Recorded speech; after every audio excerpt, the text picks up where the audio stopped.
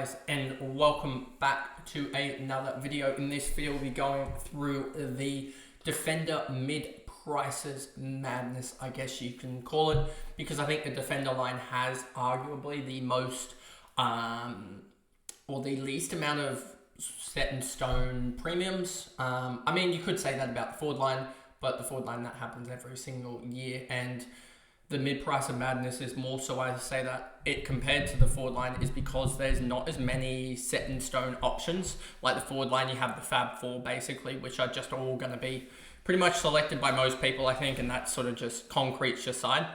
And whether you go an extra rookie and then you have Elijah Hewitt there as well as the rookie, so it's like that already is set in stone pretty much for most people. So I feel like the point of difference will be the Defender line almost to a certain extent, and something to do with the midfield, just because there's always sort of different opinions on who's going to do better, who's going to do worse. But anyway, let's just jump into this video here. I remember setting the line somewhere around... I know I did Amon in the Primos, if I remember correctly. Don't know if I did Ridley, but Ridley 880k. If I did do him, then we'll just rehash him over because he's sort of right on the verge of being a premium, priced at like 86 or so, 88.4, slight discount. So he's priced at, I believe, around about, let's just do, yeah, he's priced at, I believe, 86. So yeah, he's right in around that top end mid-pricer bracket. But yeah, I just don't think he improves too much, and they have the early buy. McGrath, same thing. Redmond, same thing. I mean, Redmond could be an option. If we look at his past, I want to say his best is like a 93, 94, I want to say, is his ultimate best. No, it would have been a 93 or a 94 in the start of a season here. As you see, as he's gone 87 as his top marking, so yeah, just trying to find when he started the season pretty well. It would have been, 2023. He would have, as you see here, started the season pretty much on fire. What's that? 92 from 6 games. If you take out that, you get up to 93.8 through, and then you can also, through that would have been 5 games, but you can also expand that out to 92.8 through 11 games. So he's shown that he can go mid-90s, but we need more value than that, honestly. If we are to pick a player in the back line, and I just feel like at price at 84, he's just not going to do it. As well as I don't see major change happening in that major change for an individual already placed in that Essendon back line. I think he could even regress, to be honest with you, with Al Hooley suspected to come into that lineup, as well as Archie Roberts as well. We don't know exactly where these guys are going to play, as preseason is still playing out. But we'll get a better picture in the coming weeks, and I feel like I'm also going to do a training updates video in the coming week or two with all the updates that we get. Rioli, he's an interesting one, has the round 2 bye, so if he does really pop off against Essendon, could you decide to go for him here? Because it seems like he's got a relatively kind-ish run for the first 6 or so weeks.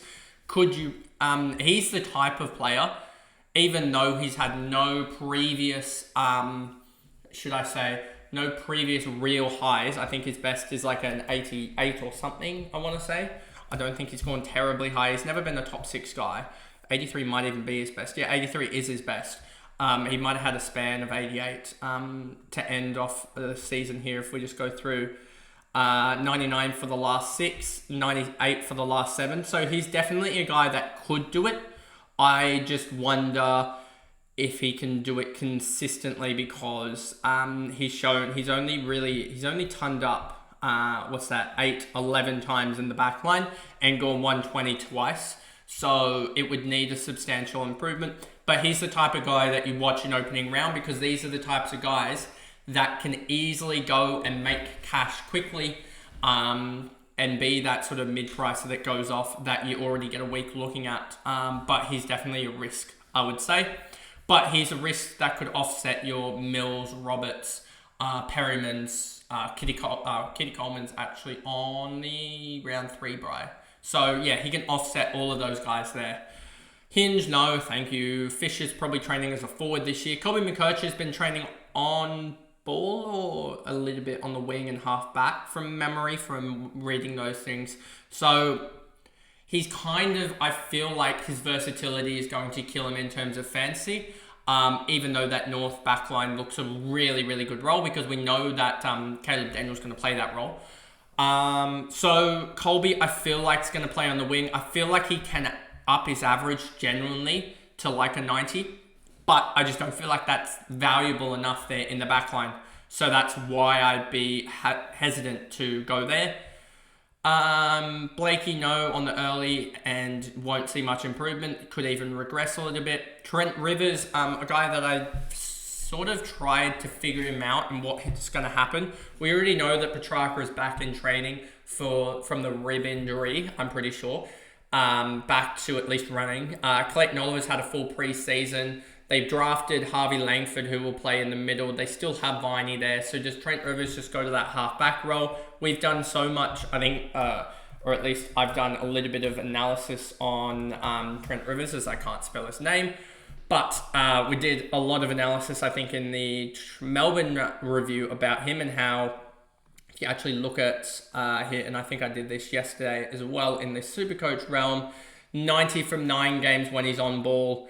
So it's not fantastic, but also you have to say that these are the type of guys that with a full preseason under their belt as a on-baller, these are the type of guys that can improve dramatically and really take that next step and be a 100 guy.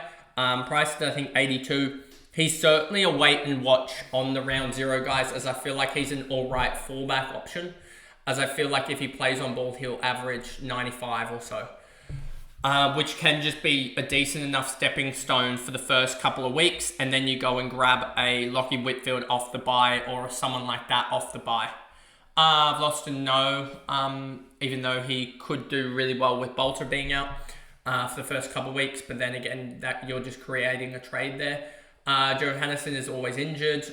Short, we talk about heavily, and I really like the Jaden Short selection just because of the mass amounts of historical value there. And I think also with Richmond getting even worse and Rioli leaving, I think there is a tendency to say that he will also improve as well in that facet. So I think that there's a multitude of reasons to say that he will improve. So more pros than cons, and that's why I think he's a decent selection, and that's why he is 30% owned. Himmelberg, no. Jeremy McGovern, I just don't think he can back up that year. Salem is an interesting one as well. I will just double check his stats. I want to say he's the one that really does well off half back. Let me just check, and not in the midfield. If we look at his half back numbers here, when he wasn't injured or playing on ball, if we just have a look at them there, that's all his stats for the year. He averaged 92.5 from 10 games. He averaged 80.3 in the regular season itself. So there's plus 12 points there. I just don't know if he necessarily gets that role, to be honest with you. So yeah, it's definitely a wait and watch. But he's certainly a guy that has shown in the past he can go 90s. But I don't know if he's low enough price point to do that anyway. Given that he's still only plus 10 or 12 there.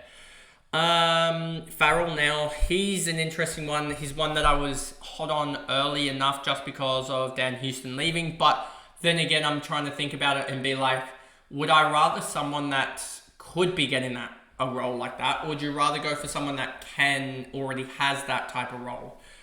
Is the interesting thing there. And generally, I should say that the midfielders, mid prices, I think have a higher floor than the types of like a Kane Farrell, etc. would.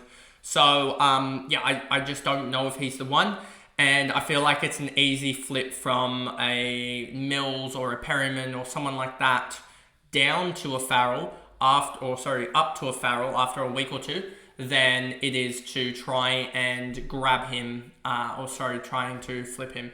I'd rather wait and watch a week or two of Port Adelaide than to see that, because they do have Logan Evans and some other guys there that are potentials to Ryan Burton as well. I don't know how they're tracking injury-wise, but those guys are guys that could easily take it off of Farrell, and Farrell ends up with like an 80 average. Impey, because like you see with like Impey and stuff like that, was it Impey or was it Amon? Remember Amon was touted up quite dramatically for that half-back role. and he had a positional switch there anyway, and he only went to an 87. So like you there is precedent for that to actually happen where they just don't do as well. So it's just about picking the right one. Duncan, Ash, Florent, Sexton, probably don't need to talk about any of them. Then we get down to Roberts. Roberts is basically a wait and watch on the Sydney team list. I'm more confident on some other guys from Sydney in different positions than Matty Roberts. I just think he might get choked out. I also think that he's one that does really well in losses compared to wins. If we go to Roberts here, and I'll have to just search it up, which could actually help him out that he's better in losses than wins because Sydney were really good in the regular season. But also you have to look at it, the fact that the McInerney switch as well and Mills being on the wing rather than McInerney, etc. But if we go back to here, he did 125 in a win against Adelaide.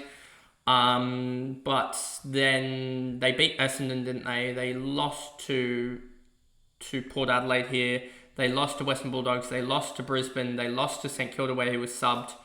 And they also lost for a remantle here, I believe. So it is just this stark. And if we just go down to their other loss, which was Richmond here. It's this weird thing where he almost does better in losses than wins.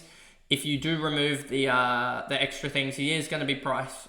He is priced at 76, but average of 82.5 when he isn't. When he doesn't have the vests on, which is definitely an interesting thing.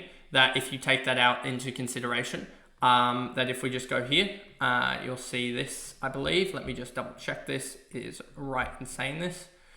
Let me just check this. There we go. 85.2 in 17 games. Without the vest on. It's an interesting one. It kind of depends on what the Swans do, as I said multiple times. If Mills is back there, I'm not touching Roberts. I'd also like to see the round zero score. Obviously, if he pops off and goes 120, then I'll gladly put him in. But I just don't think at the moment Roberts is someone that I'm necessarily too high on. And I don't think much of the 5% owned. I think a lot of people are just wary of Mills being that on-baller, as well as some other things, as well as having Kitty Coleman in there as well. You can't really run three defender-only players. If we looked at Callum Mills, if Callum Mills had the midfield status and you could chuck an extra and you could chuck him at the midfield 5 or 6 slot there, I feel like he'd be a lot more owned, and Roberts would be a lot more owned. I just feel like you can't really have three guys there at the moment. But yeah, it's an interesting wait and watch. I don't think he goes to that 9,500 range. I feel like he's more of that, going to be that sort of 80, 85 range, than he is going to be that 100 range. Because if you do actually look at this, and you take out the span that he had without Justin McInerney, I believe McInerney got injured, I want to say, in this game here, this Western Bulldogs game, I want to say. Or maybe even before that. Let me actually just double check with McInerney what games he actually played here. I can actually just do this. I can duplicate this here, and then we can go to McInerney here, and this will be the interesting one. When did he get injured in? He got injured in round 18 against North Melbourne, so you can discount this and discount this. So with McInerney in the side, excluding or not including all of the vest games, he averages 73.4. So that kind of tells you, I think, a lot about that. And I think it'll depend on his score. If he goes 100 or something in round 0, I'm probably not going to pick him. But if he goes like 120, 130, then that's probably when you pick him. Lloyd, May, Wilmot, no. Guthrie, no. Bergman, no. Powell, Noble, no. I don't think any of these. Bergman as well just probably furthers the point about Port Adelaide and their backline. Even though he's probably, I think, could be used on a wing, etc. It's just interesting there. And I forget the guy that they also have that could also be useful if we just go to clubs, Port. I know that they have, where is it? They have also got, I think he's going to be midfield actually this year. They also have Josh Sin as well that could be used. If we go to midfielders here for Port, is he actually, Jace Burgoyne is the guy that could be used back in defence next year, but we'll just have to wait and see on that one for Port Adelaide.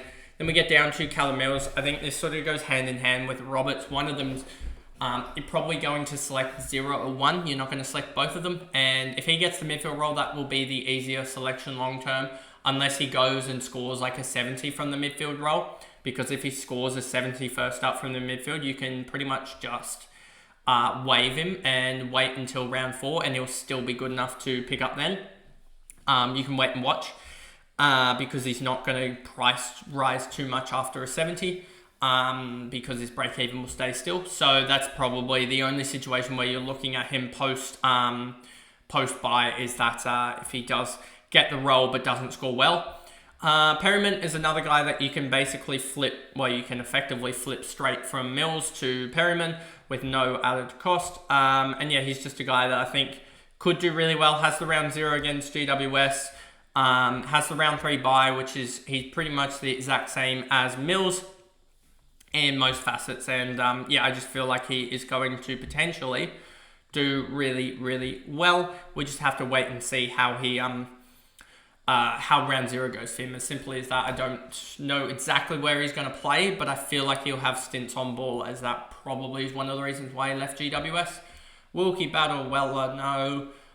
Just going down, Sard's an interesting one with the Doherty injury. Does he pick up any points? Because is it an even spread, or is it weighted more heavily to Hollands or Doherty? We'll just have to wait and see. Trezise, no. This is sort of what we mean about guys having... Trezise, I think, had one good game in the back half of 2023, and we're talking about 2025 now, and he's still priced at like 70 because of that one game. He's priced, I think he scored like an 80 or an 83, and is now still priced at like a 70. So that sucks. Archie Roberts is probably going to have the same problem as well. 4 games, 85 average. I just don't know if he can necessarily get above that sort of 70 or so marker that he's priced at. Then you have Logan Evans, same thing as Kane Farrell, Ryan Burton, and all those other Port defenders. Does he get the role or not? McGovern, Buderick. Lawson Humphries is an interesting one. I'm pretty sure he might have a sub-out game. Let me just check. Humphries, I think he's got a sub-affected game. Second last game against West Coast, but if you look at the lead into that, from here onwards, you see 76 from 8 games. He's priced at 70.9, so there is some scope. It'll just be interesting to see if he can get an uptake and roll. I don't necessarily believe it will be anything substantial, so that's why I wouldn't be looking at him at the moment. But we do get the round 0 game to have a look at him, but he falls almost in the same bracket as the Swans defenders, Collingwood defenders, etc. Worrell, Ramble, gonna probably have to just speed through the rest of this and just look at names that probably pop up off the page, and I feel like I'm just seeing none at the moment. Scrolling through the early 600s, there's just nothing here that really is outstanding. Maybe Bodie Yuland, just because he played more of a lockdown role, and he did finish with a last 3 of 74, but still I don't think there's enough value there. I think Daniel Rioli takes that value anyway, or John Noble. Joel Frazier, another one. I don't know his exact role in preseason at the moment, but another one that seems to be training well, and he is priced at 61. So this is the scope that you get, as well as the fact that he does have the North Collingwood Carlton early fixture. If he starts off with like an 80 or a 90, he could be a really good mid-pricer that just shoots up at 627k. He kind of is primed for that next step, and he doesn't really need to do much per se. And if we look at Frazier, I want to say he's got an effective average of 70, I want to say. Frazier, if we look here, final 71, adjusted 74. They did play Hawthorn in the first finals game, and then he went back to VFL and did really well. If we look at this here, you'll see, as you see here, 63.1 in 11 games, include the finals game that goes up to 64.1. So there is a little bit of meat there. And if you kind of actually take back all these games that he kind of played a little bit more forward than he should have, that gets up to 65.7. This is definitely not, I don't think, a starting play necessarily. I think I'd almost rather Bailey Dale over Fraser.